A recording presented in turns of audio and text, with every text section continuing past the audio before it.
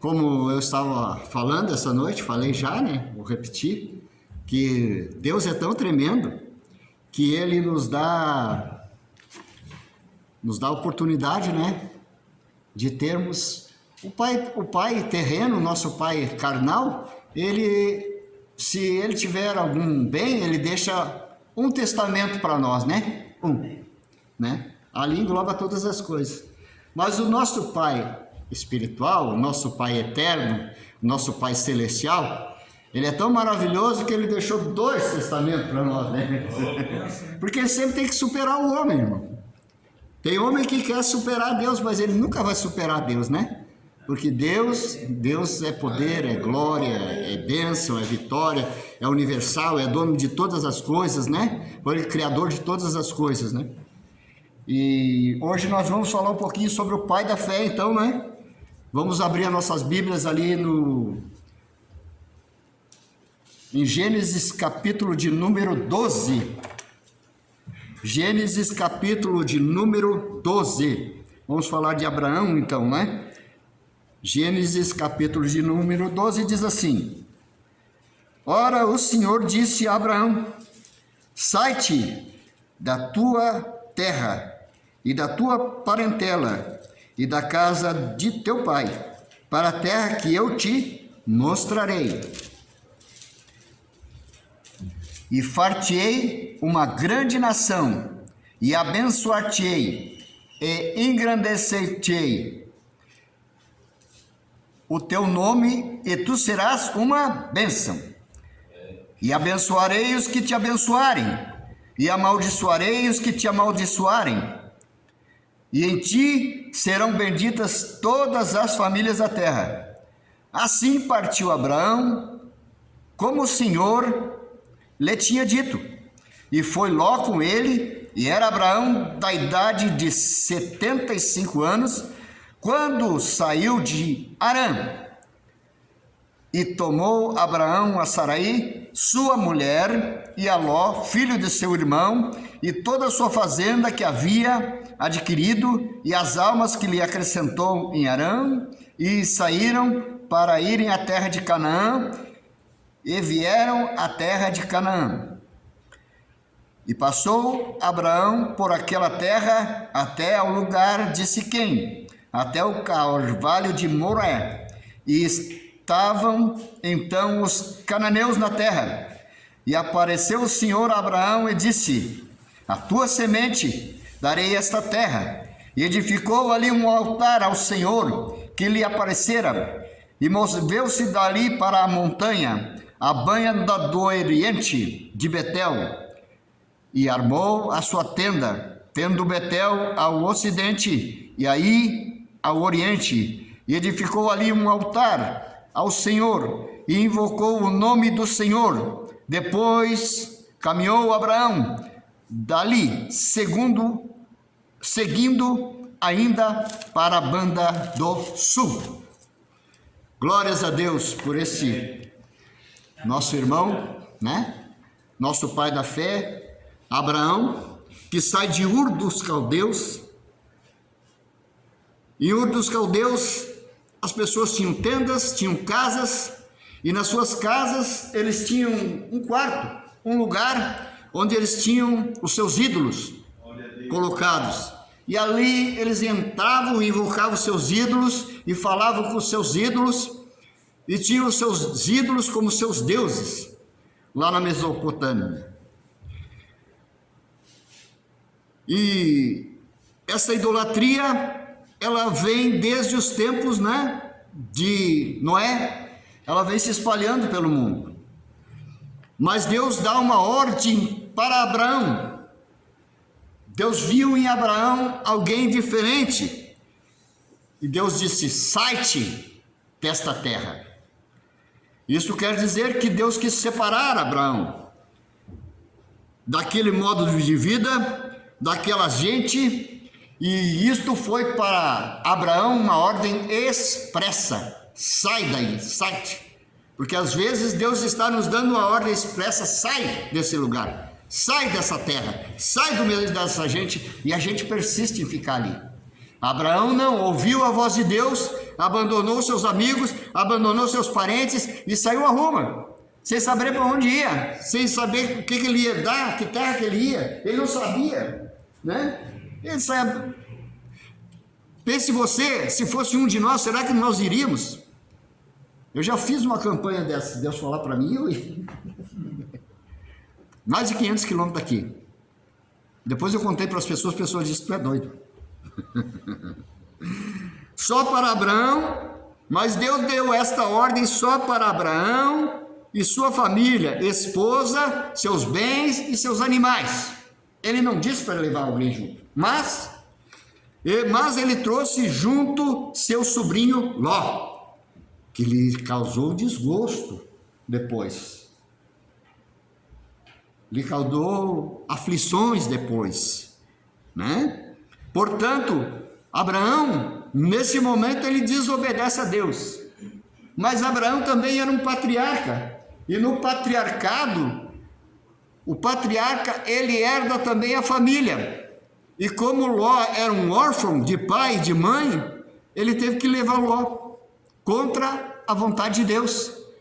Porque pelo patriarcado, ele era obrigado a levar Ló junto. Sabia disso, irmão? Ele era obrigado. Ele era o mais velho da família, ele era o patriarca da família, era ele que mandava em tudo. O seu sobrinho, sobrou o seu sobrinho para ele, ele levou junto. Mas Ló era órfão, né? E Abraão, como patriarca, era responsável por ele. Então temos dois pensamentos, duas vertentes, dois caminhos, o de Deus e o de Abraão. Deus e a questão patriarcal, como decidir isso? Abraão decidiu levar Ló. Eu acredito que qualquer um de nós que tivesse um filho ou um parente que dependesse de nós levaríamos junto também. Porque é da nossa índole, né? Proteger os nossos. Amém. Proteger os nossos filhos, proteger os nossos parentes, proteger os nossos irmãos, é da nossa índole. Amém. Principalmente nós que somos cristãos.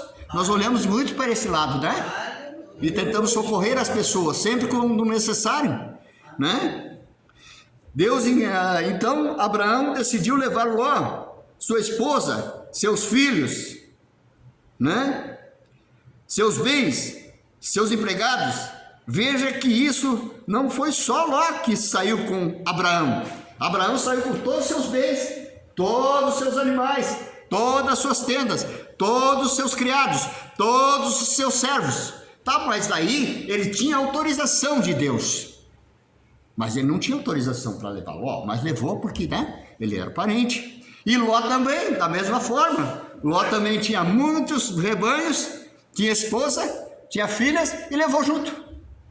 Então, criou-se, né? Depois criou um problema entre Abraão e Ló, que nós não vamos entrar nessa seara nesta noite, né? E Ló levou tudo também. Um rebanho de um lado, outro rebanho de outro. Um rebanho ia seguindo Ló, outro rebanho ia seguindo Abraão, né? Uma pergunta como a ordem não era para ele, será que ele teria levado todas essas coisas juntos? A ordem de Deus, né? Será que Ló levou junto seus ídolos? Porque a Bíblia não diz que Ló saiu pela fé, diz que Abraão saiu pela fé. E Ló ainda era caldeu. Será que Ló levou seus ídolos junto? Enrostidos nos camelos? Como Sara fez? Sara fez isso?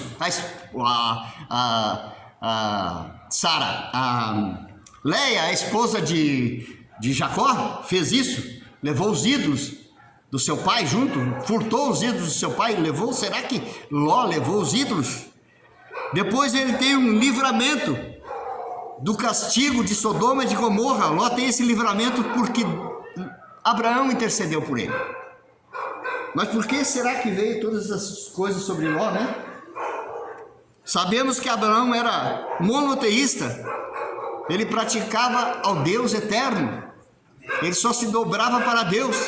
Um dia, talvez ele olhando na sua sala, no seu lugar, ele viu aquele monte de ídolos, ele achou de repente que aquilo não prestava para mais nada, não servia para nada. e ele começou a buscar o Deus eterno e achou. É aquilo que nós estamos buscando a Deus. Nós podemos andar por vários caminhos, muitos caminhos, que é o meu caso. Muitos caminhos eu andei, 13 religiões eu tive, sempre buscando a Deus, sempre procurando Deus. Eu nunca achava Deus, mas daqui a pouco eu cheguei no caminho de Deus, no caminho que Deus tinha determinado para mim. Mas eu precisei negar-me a mim mesmo.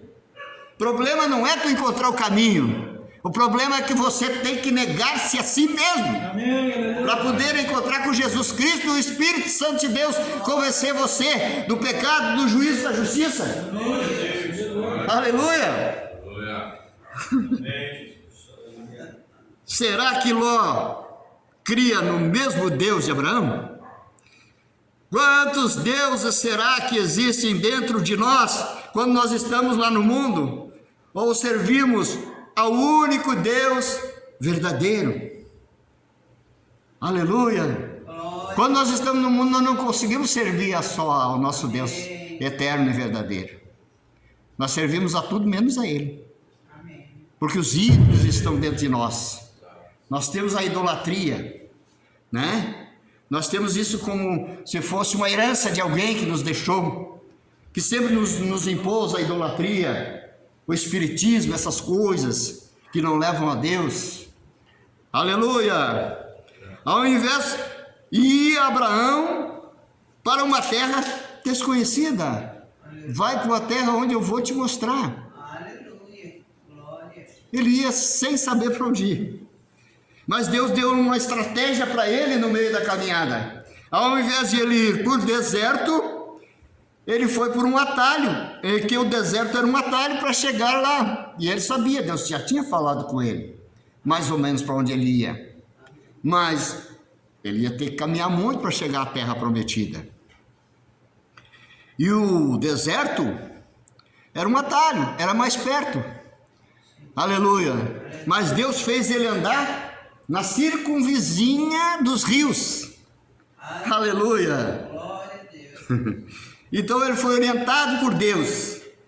Abraão foi seguindo pelos rios, próximo à água, próximo à providência e ensino divino, alimentando o seu rebanho, o seu gado, e alimentando o seu espírito, a sua alma com a presença de Deus e falando com Deus. E ele estava próximo da água, próximo da vida. Seu rebanho estava intacto. Ele estava sentava na sombra dos lugares das árvores e descansava e se deleitava em Deus, até chegar onde Deus queria com ele. Amém. É assim que Deus quer fazer conosco. Ele quer que nós chegamos na presença dele e nos deleitamos na presença dele. Amém, aleluia. Vida para o rebanho, vida, sombra, lugares aprazíveis para Abraão, como eu já disse aqui, e a direção de Deus. Amém. Nós temos que cuidar para nós andar na direção de Deus. Deus é maravilhoso, Deus nos dá a direção, irmão. Amém. Ele fala conosco. Nós às vezes estamos tristes, estamos assim devagar, pensamos que Deus nos abandonou, mas Ele está ali juntinho de nós, Ele está dentro de nós, morando no nosso coração e nos guiando pelas veredas da justiça por amor do Seu nome. Aleluia. O planejamento de Deus para nossas vidas nos leva a encontrar um porto seguro no fim da nossa jornada. Amém. Planejamento de Deus. Às vezes nós planejamos nossa vida e não dá certo, mas quando nós deixamos Deus planejar, dá tudo certo. Nós teremos dificuldades, nós teremos agonias, nós teremos problemas, mas Deus estará conosco. O seu planejamento estará conosco, Ele estará nos guiando. Aleluia! Deus disse a Abraão: em ti serão benditas todas as famílias da terra. A Bíblia diz assim: bendize, ó minha alma, ao Senhor, e tudo que há em mim, bendiga o seu santo nome. Aleluia! Através da fé de Abraão, o papel da mudança espiritual do mundo através de Israel, como o advento da aliança abraâmica, Gênesis 12. Aleluia! Depois também, através do Messias, o Novo Testamento, pelo sangue do Cordeiro, uma mudança espiritual significativa para o mundo.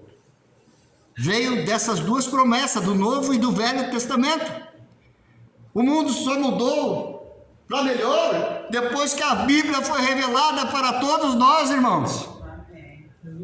Aleluia!